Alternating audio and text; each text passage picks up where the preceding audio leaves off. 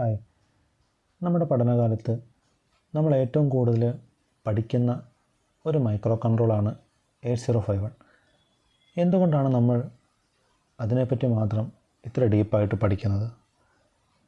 ഒരു എൻട്രി ആയിട്ടുള്ള ഒരു എൻജിനീയർക്ക് ഒരു മൈക്രോ കൺട്രോൾ ബേസ്ഡ് സിസ്റ്റത്തെപ്പറ്റി പഠിക്കാനും ഒരു സിമ്പിളായിട്ടുള്ള ലോജിക്ക് എക്സിക്യൂട്ട് ചെയ്യാനും ടെസ്റ്റ് ചെയ്ത് നോക്കാനും അങ്ങനെയുള്ള പർപ്പസിന് വേണ്ടിയിട്ട് നമുക്ക് ഏറ്റവും ഡിപ്പെൻഡ് ചെയ്യാവുന്ന ഒരു മൈക്രോ കൺട്രോളറാണ് 8051.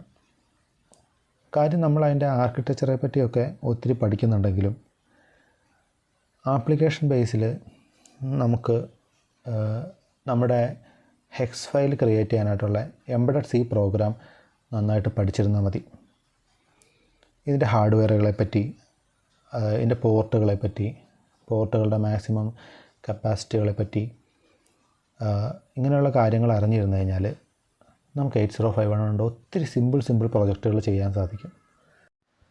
നിങ്ങളെ ഒരു സിമ്പിളായിട്ട് ഒരു മൈക്രോ കൺട്രോൾ ഉപയോഗിച്ച് ഒരു സിമ്പിൾ ലോജിക്ക് എക്സിക്യൂട്ട് ചെയ്ത് ഡെമോൺസ്ട്രേഷൻ ചെയ്യുന്നതിലൂടെ നിങ്ങൾക്ക് ഇതിൻ്റെ ഒരു ബേസിക് കിട്ടാൻ.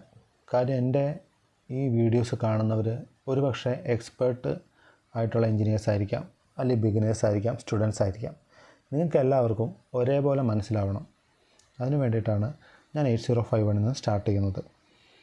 ഇനി അങ്ങോട്ട് നമ്മൾ ഫ്രണ്ടിലോട്ട് പോകുമ്പോൾ 8051 നിന്ന് അടുത്തത് പിക്ക്, അർഡുനോ, റാസ്ബെറി പൈ, അങ്ങനെ FPGA ആർക്കിടെക്റ്റ്, അങ്ങനെയുള്ള കോംപ്ലക്സ് ആയിട്ടുള്ള മൈക്രോ കൺട്രോളറുകൾ, സർക്യൂട്ട് ബോർഡുകൾ, അതിനെപ്പറ്റിയും അതെങ്ങനെ നമുക്ക് ഈസിലി പ്രോഗ്രാം ചെയ്യാം, അത് വെച്ച് നമുക്കെങ്ങനെ ഒരു ഔട്ട്പുട്ട് ഉണ്ടാക്കാം, നമ്മുടെ ഒരു ലോജിക്ക് എങ്ങനെ എക്സിക്യൂട്ട് ചെയ്യാം എന്ന ടോപ്പിക്കുകളെ പറ്റിയാണ് ഇനി വരും ടൈമുകളിൽ ഞാൻ ഈ ചാനലിലൂടെ ഡിസ്കസ് ചെയ്യാം.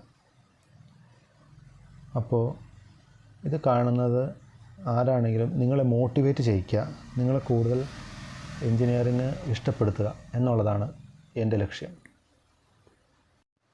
ബിടെക് സ്റ്റുഡൻസിനൊക്കെ അവരുടെ മെയിൻ പ്രോജക്ട്സ് അല്ല, മിനി പ്രോജക്ട്സ് ഒക്കെ സിമ്പിളായിട്ട് ഈ ഒരു IC ഉപയോഗിച്ച് ലോ കോസ്റ്റിൽ നിങ്ങൾക്ക് തന്നെ ചെയ്യാൻ സാധിക്കും.